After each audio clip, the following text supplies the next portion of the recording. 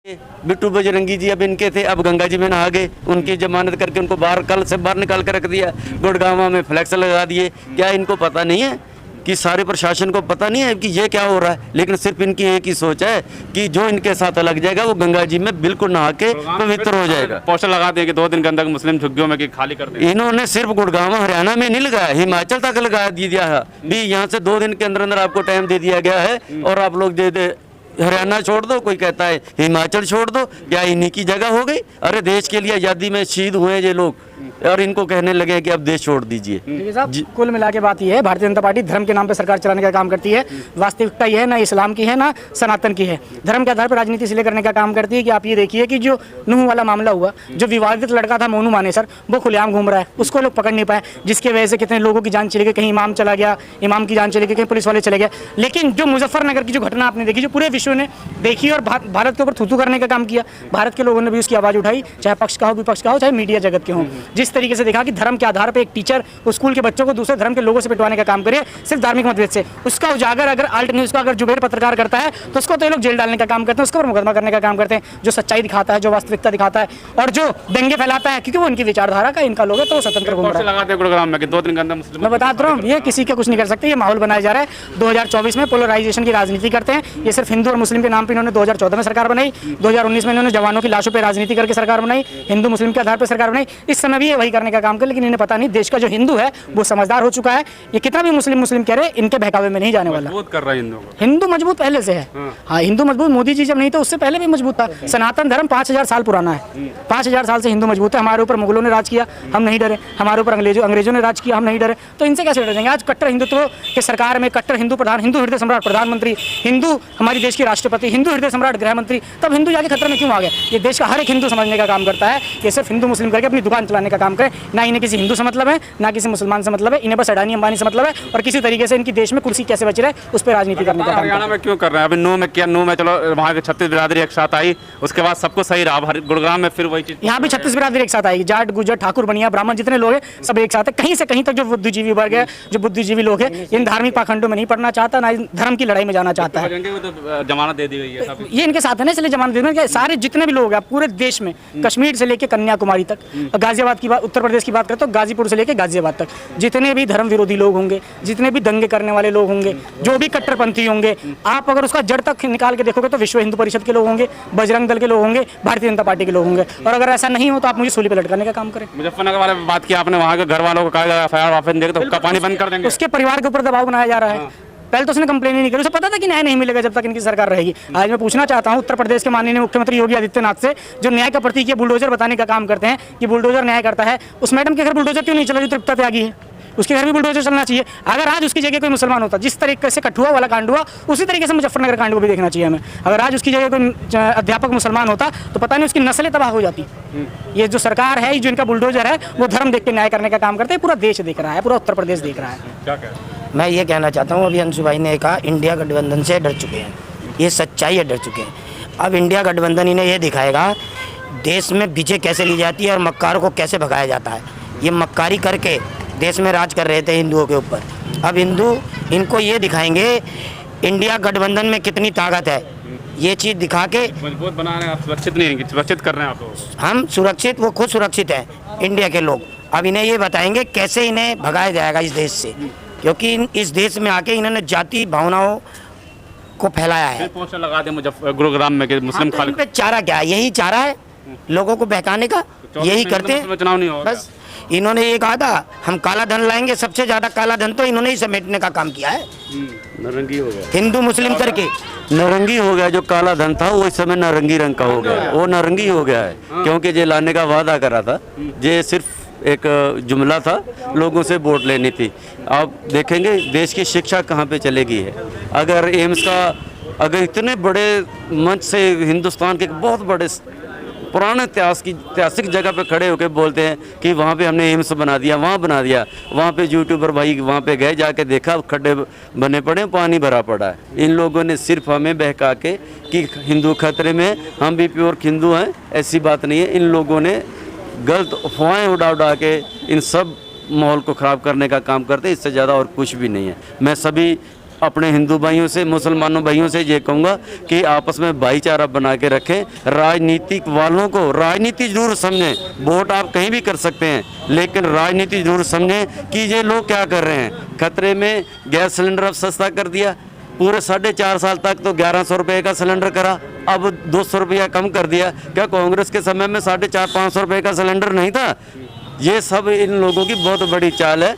सब साथियों से, सब भाइयों से, जितने भी देश निवासी उनके पाँव पड़ के गुजार करता हूँ कि भैया आंखें खोलो, खाना कान के रास्ते से नहीं खाएंगे, हम मुंह के रास्ते से खाना खाएंगे। इन राजनीतिक वालों का कोई धर्म नहीं है, कोई कर्म नहीं है। इसलिए आप लोग सतर्क हो जाइए वोट डालने के समय में। जिस समय मोदी जी 13 में कहते थे ना कि कोई भी साथी वोट डालने जाए पहले सिलेंडर की तरफ देख ले, लेकिन अब मैं कहता हूँ कि एक छोटा सा आदमी हूँ मैं, उस पावर का नहीं हूँ, लेकिन सब साथियों से कहूँगा भी अगर जब भी आप वोट डालने जाएं तो सिलेंडर को अब आप लोग जरूर देख कर जाएं भी क्या हालात हो गई, टमाटर की क्या हालात हो गई, सब्जी की क्या हालात हो गई। ये सब परेशानियाँ सब हिंदू भाइयों के मिलनी है। वो तो 17% है। अगर ये कहेंगे कि मुसलमानों को तंग करना है, वो तो 17% है केवल, हम तो 83% है। 83% वालों को ज़्यादा परेशानी आएगी कि 17% वालों को आएगी। ये तो इन लोगों की एक चाल है ना। मैं सभी हिंदू भाइयों से और सिखों से बेनती करूँगा कि भैया इनसे सतर्क हो जाइए। देश बहुत आगे जा सकता है, सोने की चिड़िया फिर कहलाएगा।